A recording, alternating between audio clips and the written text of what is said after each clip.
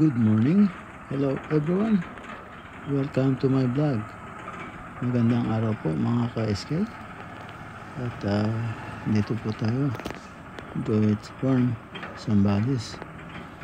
Yan, at itong tinatahak namin ngayon ito yung right of way papunta doon sa farm. So, yan yung right of way at papakita ko po sa inyo yung kamatsili na nakakasikip ng daan. Bukod dyan sa bungad na dinaanan natin ay yung kamatsili, napakalaki na po ng kamatsili. Talagang sayad na yung side mirror ng mga sasakyan. So tama yung mismong may lupa doon sa kamatsili na yun, pero sa right of way tumubo, yun forgive up na raw. At talagang meron ng permit sa barangay para putulin. Kaya hindi ako nagdalawang isip. Nagpakuha agad ako ng tao para maputol yun bago yung decision nila. Ayan po yung kamatsili, oh. Ayan po. So yung bakod tsaka yung kamatsili, halos saktong-sakto lang po yung sasakyan na L3. So yung ibang sasakyan hindi na pwede. So yan yung aking right of way. At ngayon yung dito sa dulo, ayan, yung mismong yan, yung masukal na yan, ayan talaga ang right of way ng farm, hindi itong nakatutok na to. So yun po mga ka-SK. Kaya yan, inumpisa na linisin ni Gerald yung pong kasama natin sa farm, no? So ngayon ang gagawin natin, bubuhayin natin yung talagang right of way, dahil yung pong dinadaanan sa ngayon isasarado na raw ng may-ari ni Mang Abe. So yan, kaya itong talagang right of way natin bubuhayin natin, tatanggalin natin yung damo at dyan na tayo dadaan. So kasi sasaraduhan na nga yung lote. Ayan po yung precast na yan. Ayan po yung palatandaan na buhat dyan siya magbabakod. At yung right of way naman po na nililinis ngayon ni Gerald, ayan po talaga yung right of way na binigay niya po. Lupa niya yan. Lupa ni Mang Abe. Yung sa may bundok banda, hindi na sa kanya yan. Hanggang dyan lang sa nililinis nga. Yan siya ang nagbigay niyan ng right of way. Bali 10 feet yata ang sukat. So ayan, kaya dilinisin natin at ayusin natin yung daan dahil hindi pa patag yan, no? So yun, kailangan mga BSK, kailangan makakita tayo ng yung nagpaparenta ng kahit na yung mini payloader, para masutsud dyan at matambakan yung mga uka-uka o yung mga hindi uneven portion nung right of way, para maganda yung ating dadaanan. Yeah, sana makakita tayo ng nagpaparenta nun, para siguro wala pang isang araw yan pagka susutsurin, para lumitaw yung talagang itsura ng daan, no? Tapos saka patambakan ng buhangin, mapakuha yung buhangin dun sa tapat ng lote natin. Marami rin yun para maitambak dyan yung buhangin, para tumigas, hindi masyadong tubuan ng mga damo-damo. Ayan, nakita nyo ang luwag, yan ang ating right of way talaga, na hindi nagawa dahil nga mapuno yung dating may-ari. Nakidaan na lang sa property ni Mang Abe, no? Doon sa right of way, yung dinadaanan nila. Actually, hindi yun ang right of way. So ngayon, magdidesisyon na si Mang Abi na isarado yung kanyang lote, mawawala na yung right of way. Kaya ito, pinubuksan natin yung talagang right of way para sa farm. Na sabi ni Mang Abi na ako lang ang dapat dadaan dahil yan lang ang hangganan, yung right of way na yan. Para sa atin yun, kaya binigay ni Mang Abi yung right of way na para doon nga siyempre, andun ako sa looban, so kailangan merong right of way, magbibigay yun nasa bungad. So yun, nagpapasalamat tayo sa kanya at sinabi, kasi bala kong ipagawa talaga, nakita niya na ibigay ko yung talagang right of way, kaya yun, tinuro niya yan. Kasi yung dinadaanan pala na akala namin right of way, ano pala yun, private property niya, sa kanya pa yun. So ito, yung binigay niya, actually kanya rin yan. Pero yan ang binigay niya na right of way. Yan. Malinaw. Ayan yung mga precast niya na hindi niya pa binabakuran. Yan. Tapos yung mga puno na yan na kanyan, mapuputol para lumitaw yung right of way. So yan ang right of way. Napakaganda. Maluwang siya. Tapos yan nga. So, yan lang ang sagabal, yung mga puno. So, yan. Pinapalinis natin. Naputol na po yan lahat. Ngayong araw na to, puputulin pala yan. Yan. Tapos, uulingin yung mga Pero yung pwedeng gawing kahoy, sabi ko, tistisin. At mapagawa natin kahoy para hindi na tayo bibili ng kahoy. Meron tayong kahoy na gagamitin. Pero, isprayan natin ng gamot para gagamutin natin para hindi bukbukin at anayin yung yung matitistis na kahoy. At ito ang isang ang malaking balakid sa ating right of way. Yung bakod niyan kung makikita nyo, yung bakod niyan yung gawing kaliwa at itong kamatsili sa gawing kanan.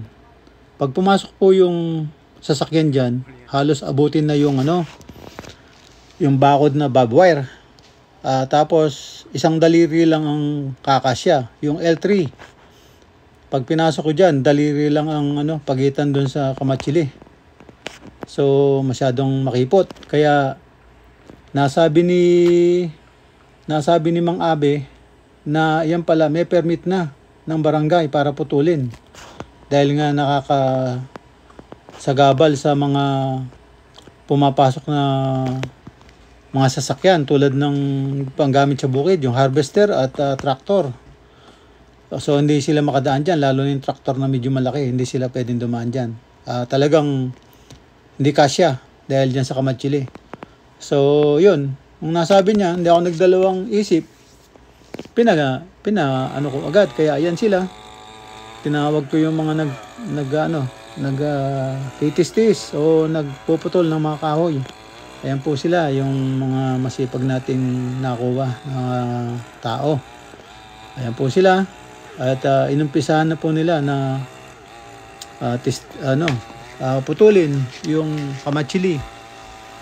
Ayan. At para hindi naman sayang ang ating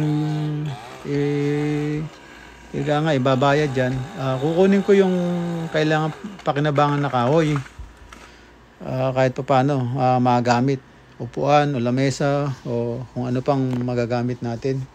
So yan,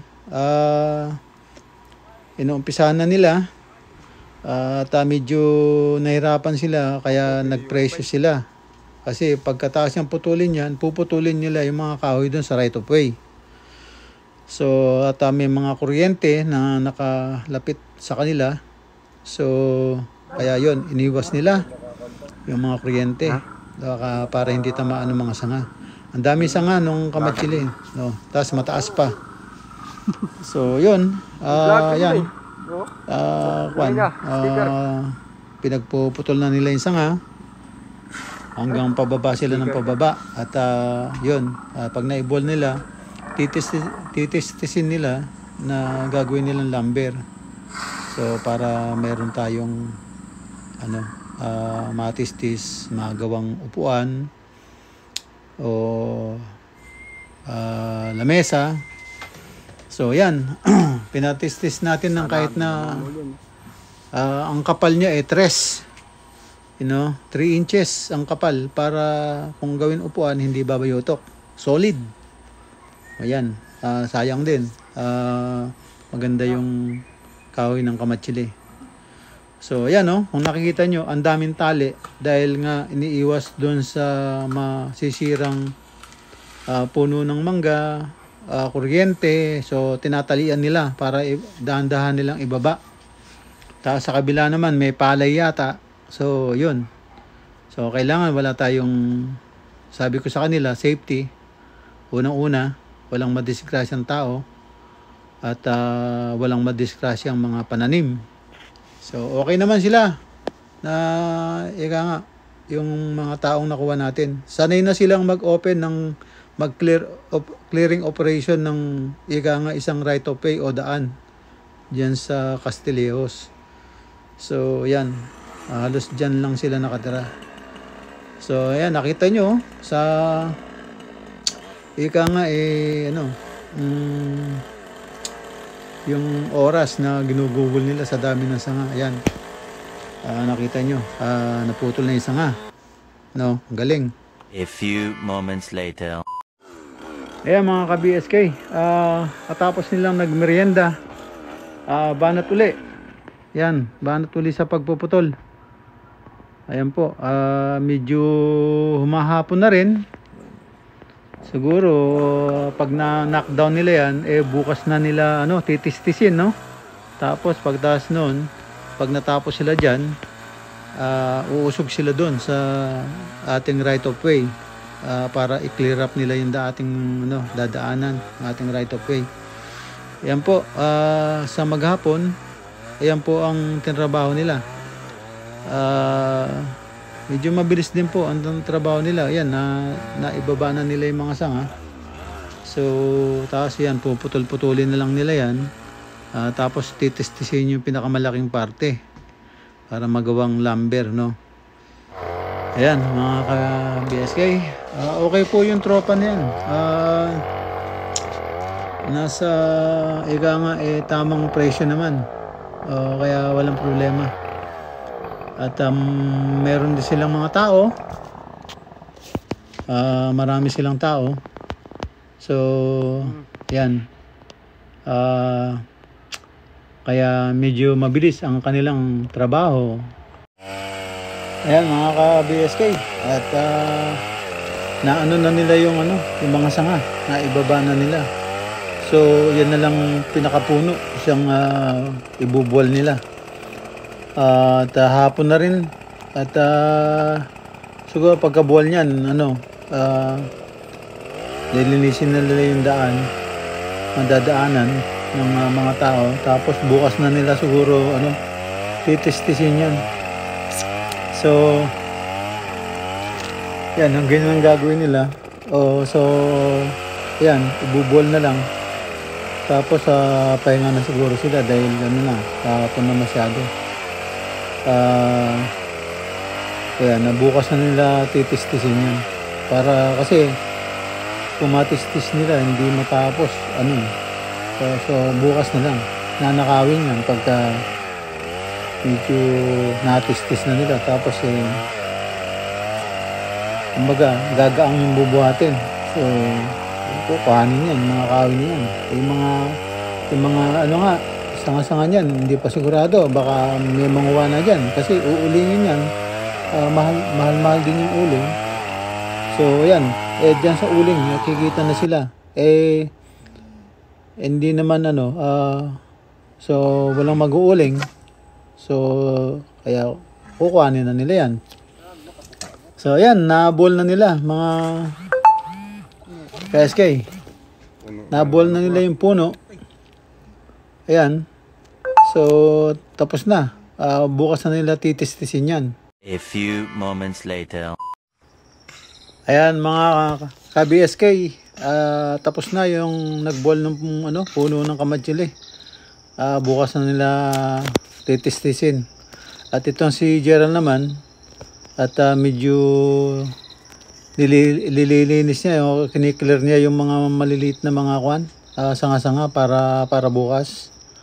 So ayan, piniprepare niya, tinatabas niya yung mga para bukas yung mga puno magpuputol na lang sila.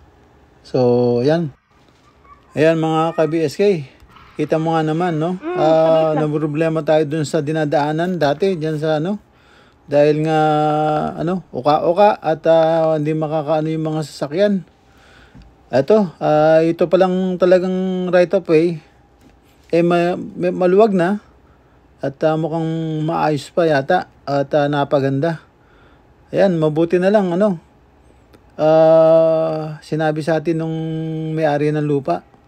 Siya po ang nagbigay ng right of way na yan. Kaya ayan, nililinis na natin. Mukhang napaganda pa at medyo maluwag pa at marami ng sasakyan. Lahat ng sasakyan makakapasok na. Yan lang ang problema sa bungad. Kailangan na mapalitaw natin yung talagang muhon. Baka kaya ganun ang napaka-iksi o napakasikip. Ayan, dito na lang po muna. At kaya kita-kita tayo sa susunod na upload. Bukas itutuloy yan ang ating trabaho, clearing ng ating right of way. Ayan po, at maganda na ang ating right of way. Medyo nabubunutan na tayo ng tinik. Ayan mga ka-BSK, dito lang po muna.